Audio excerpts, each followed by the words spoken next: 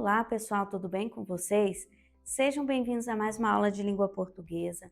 Aqui, professora Gislane, estamos no SEAD Centro de Ensino à Distância e estamos fazendo leitura e interpretação textual nas nossas aulas para treinar, através da leitura, da compreensão e de exercícios, no modelo dos exercícios da provinha SAEB que vocês vão fazer, para que vocês treinem, exercitem e aprendam a responder esse tipo de questão. Então, dá uma olhadinha na nossa tela ali. Tenta adivinhar sobre o que será o nosso texto, o artigo de opinião que nós vamos ler. Tem um ladrãozinho ali, não tem? Ler, interpretar e refletir. A construção da cidadania e de uma sociedade passa por esses pilares. Bom, essa frase é uma frase para a gente, não é bem um desafio, mas uma reflexão. Se as pessoas não conseguem ler, interpretar, compreender aquilo que elas leem, a nossa sociedade nunca vai se transformar.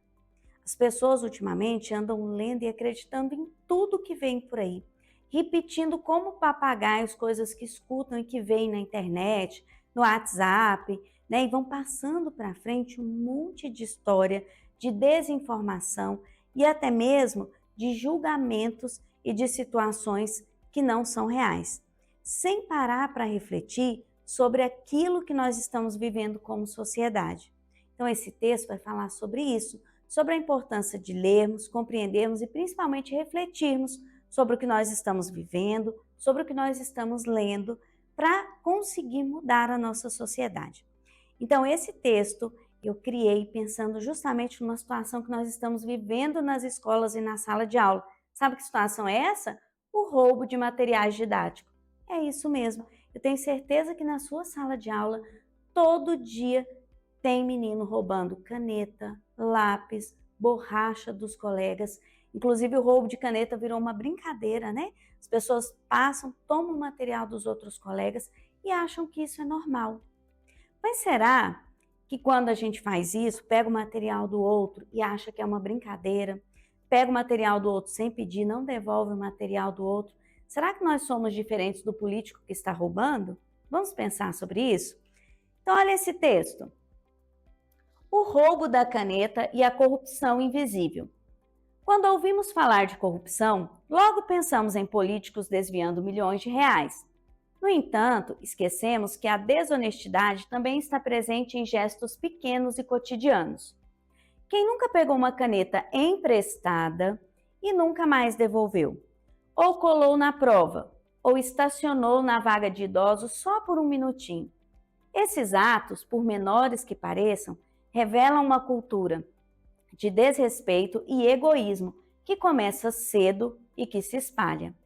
O problema do Brasil não está apenas em Brasília, ou seja, nos políticos, né? Está também nos pequenos atos de cada cidadão.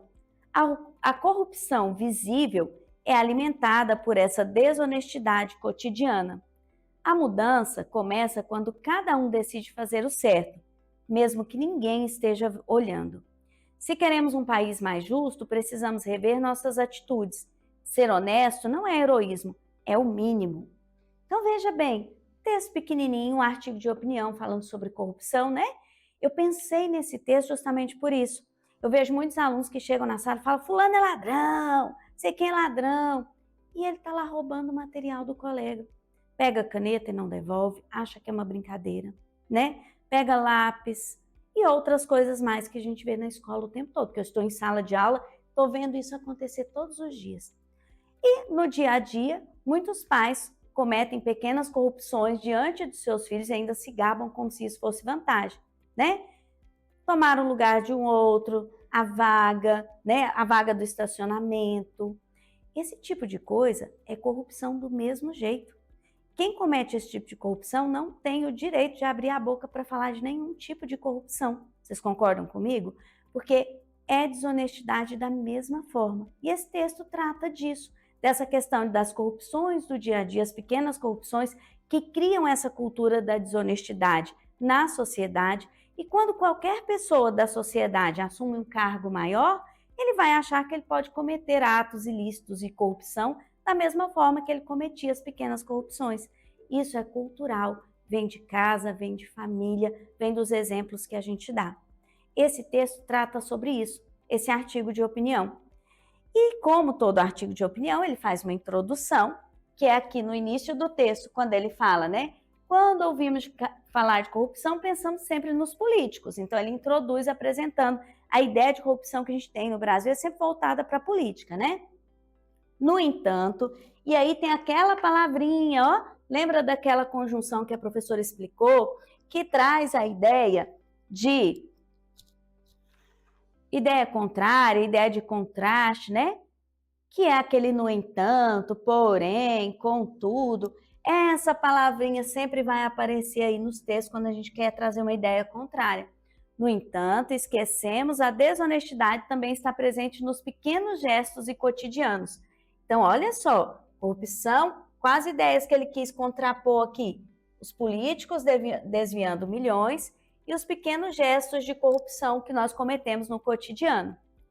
E aí, no argumento, ele vai apresentar o fato de pessoas que pegam as coisas emprestadas e não devolvem, quem cola na prova é corrupto, quem estaciona na vaga de idosos, que sabe que não é uma vaga destinada a ele, é corrupto, e assim por diante, como nós vemos tantos atos de corrupção. Quem paga propina, quem dá um dinheirinho ali pro guarda para ele não multar, tudo isso é ato de corrupção que as pessoas cometem no dia a dia e acham que estão, né, sendo espertos, mas estão sendo corruptos. E aí ele traz um outro argumento, que isso é um desrespeito e egoísmo, que a pessoa está pensando só nela, egoísmo é isso, que começa cedo, porque os filhos veem os exemplos dos pais e se espalha pela sociedade. Outro argumento que ele trouxe. Depois, ele traz um argumento que o problema não está só em Brasília, mas também nos pequenos atos de cada cidadão.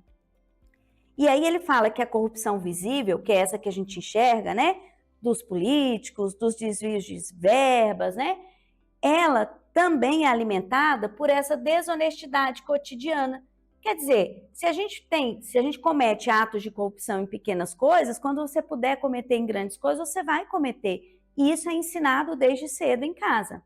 A mudança começa quando cada um decide fazer o certo, mesmo que ninguém esteja olhando. Quer dizer, mesmo que eu saiba que ninguém vai me vigiar, que é uma pequena coisa, eu preciso escolher fazer o certo em respeito aos outros, né? E isso é um outro argumento que ele traz.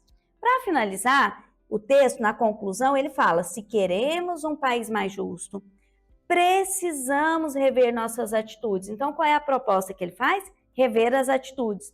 Ser honesto não é heroísmo, é o mínimo que se espera de um cidadão que quer cobrar dos outros que não haja corrupção. Se eu quero que não haja corrupção e eu sou corrupto, como que eu posso cobrar isso? Que direito eu tenho de falar de um político se eu também sou corrupto, né? Se eu também roubo, se eu também cometo atos ilícitos? Esse texto, ó, vai lá, não vai? Ele faz a gente refletir.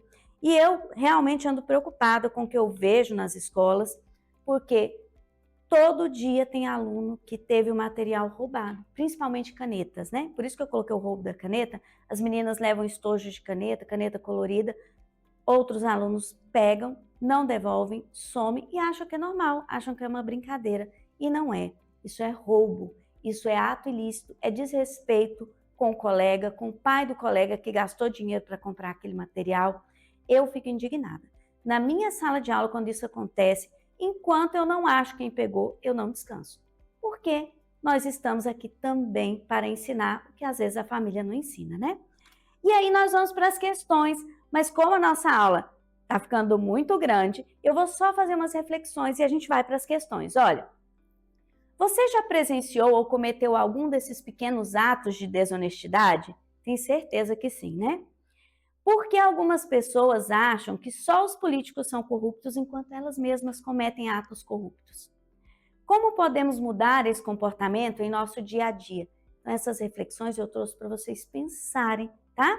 Na próxima aula, eu volto para respondermos algumas questões sobre esses textos. Então, eu te aguardo. Até a nossa próxima aula.